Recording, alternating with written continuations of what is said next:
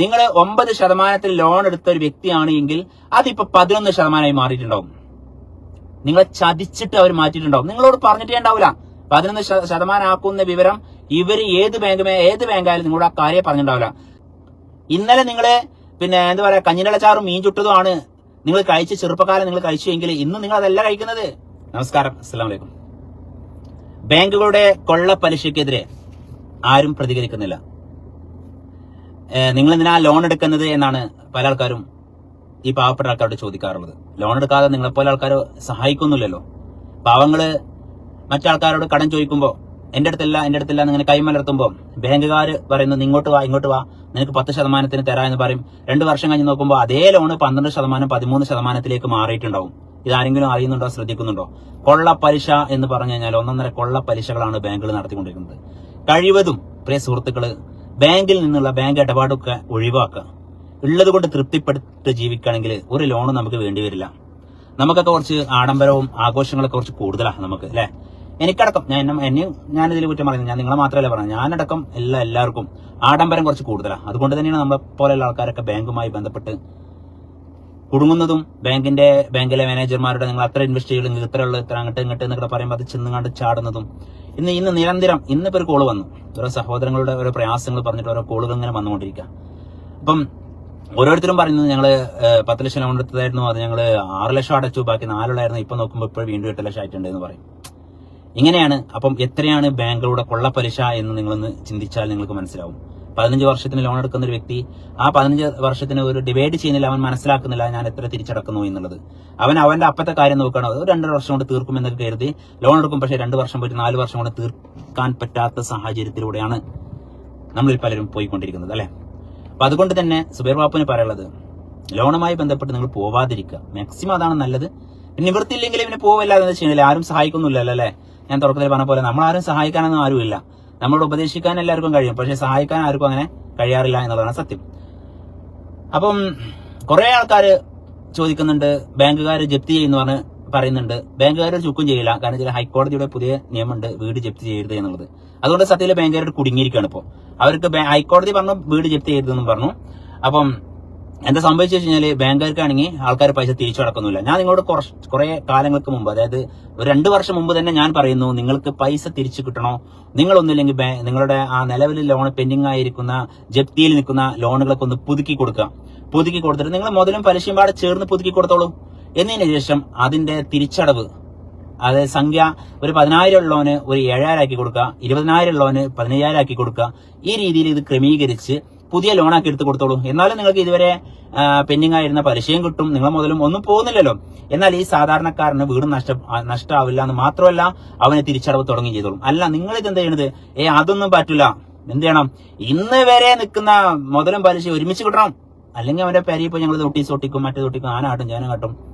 ഞാൻ ചോദിക്കട്ടെ ബാങ്ക് മാനേജർമാരെ, അതുപോലെ ഇതിന് ബാങ്ക് മാനേജർമാരുടെ ഈ ഗുണ്ടായുസത്തിന് നേതൃത്വം നൽകുന്ന അല്ലെങ്കിൽ അതിന് മൗനം പാലിച്ച് അവർക്ക് ഒത്താശ പാടുന്ന സർക്കാരിനോട് ഞാൻ ചോദിക്കുന്നത്, ഈ ജനങ്ങള്, ലോൺ എടുത്ത ജനങ്ങള് പൈസ തിരിച്ചടച്ചിട്ടില്ല എന്നുണ്ടെങ്കിൽ നിങ്ങൾ എന്താ ചെയ്യുക? നിങ്ങൾ മാക്സിമം പോയിട്ട് എന്താ ചെയ്യുക?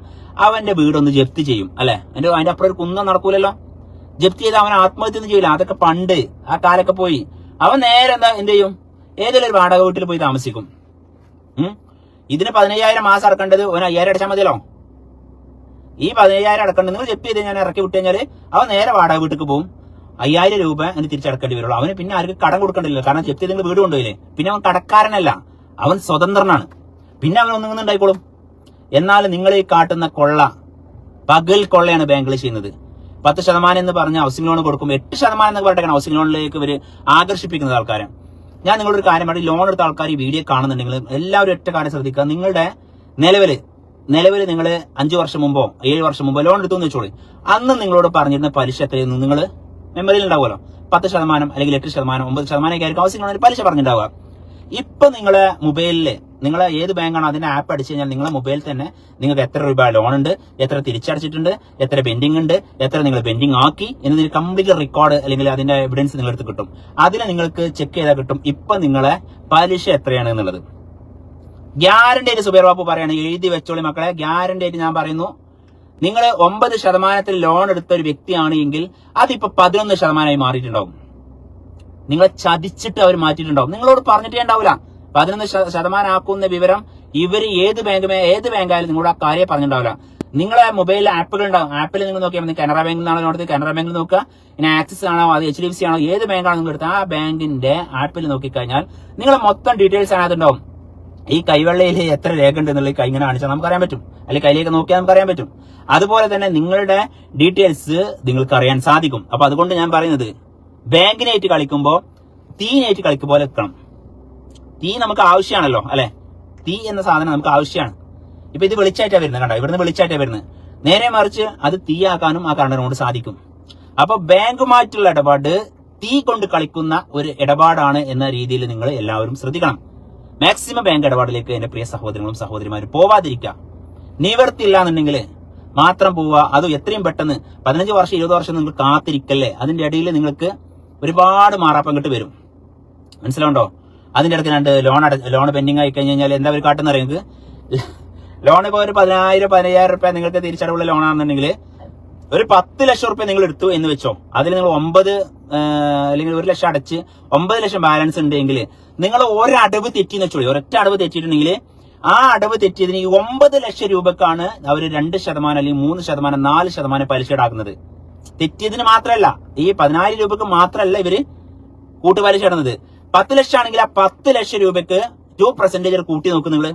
1 ലക്ഷം രൂപയ്ക്ക് 2,000 രൂപ വെച്ച് 10 ലക്ഷം രൂപയ്ക്ക് എത്രയായി? 20,000 രൂപ നിങ്ങൾക്ക് കൂട്ടുപലിശ ഇനത്തിലൂടെ വരികയാണ്. അപ്പൊ പൊന്നാര മക്കളെ, മാക്സിമം ബാങ്കുമായിട്ടുള്ള ഇടപാട് ഒഴിവാക്കുക. മാക്സിമം നിങ്ങൾ ഉള്ളത് കൊണ്ട് ജീവിക്കുക. എന്തായാലും ഇവിടെ പിന്നെ ഈ ദൈവം നമ്മളെല്ലാവരും ഒരേപോലെ ഒരേ കാറ്റഗറിയിൽ മനുഷ്യരായിട്ട് രൂപീകരിച്ച് നമ്മളെല്ലാവരും മനുഷ്യരായിട്ട് തന്നെയാണ് ഈ ഭൂമിയിലേക്ക് നമ്മൾ ഇറക്കിയിട്ടുള്ളത്. എന്നാൽ നമുക്കുള്ള കഴിവും നമുക്കുള്ള ഉയർച്ചയും വളർച്ചയും ഒരുപോലെ അല്ല. അതാണ് എന്ന് പറഞ്ഞിട്ട് കാര്യമല്ല. അല്ല, ഇന്നലെ നിങ്ങള് പിന്നെ എന്താ പറയാ കഞ്ഞിലച്ചാറും മീൻ ചുട്ടതുമാണ് നിങ്ങൾ കഴിച്ച് ചെറുപ്പകാലം നിങ്ങൾ കഴിച്ചുവെങ്കിൽ ഇന്ന് നിങ്ങൾ അതല്ല കഴിക്കുന്നത്. എന്നാൽ ഇപ്പോഴത്തെ കാലത്ത് കഞ്ഞിലച്ചാറും മീൻ ചുട്ടതും പപ്പട ചുട്ടതും കൊണ്ട് ജീവിക്കുന്ന ആൾക്കാരില്ല എന്നാണ് നിങ്ങൾ പറഞ്ഞത്. അതുണ്ട്. അപ്പൊ അന്നത്തെ ആ കഷ്ടകാലം നിങ്ങളത് മാറി ഇന്ന് നിങ്ങൾ ഹൈ ലെവലിൽ ജീവിക്കുന്നു, അല്ലെ?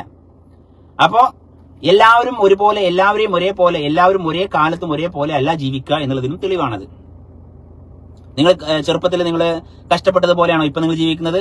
അന്ന് നിങ്ങൾക്കൊരു സൈക്കിൾ കിട്ടാൻ വേണ്ടി നിങ്ങൾ കരഞ്ഞിട്ടുണ്ടെങ്കിൽ നിങ്ങൾ ഇന്ന് കാറിലാ പോകുന്നത്, അല്ലേ?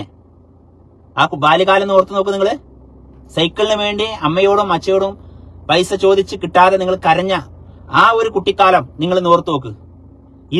നിങ്ങൾ ഇന്ന് പോകുന്നത് ഒന്നാം നമ്പർ കേരളത്തിൽ നിന്നല്ലേ ഇന്ത്യയിലെ ഏറ്റവും വില കൂടിയ കാറിലാണ് നിങ്ങൾ സഞ്ചരിക്കുന്നത്, അല്ലെ? അപ്പൊ നിങ്ങൾ എത്ര കണ്ട് മാറി? നിങ്ങളെ ദൈവം എത്ര കണ്ട് മാറ്റി? അതാ പറഞ്ഞത്, നമ്മൾ മനുഷ്യരാണെങ്കിലും നമ്മൾ ദൈവം പല രൂപത്തിലും പല രീതിയിലും മാറ്റിമറിച്ചുകൊണ്ടേയിരിക്കും.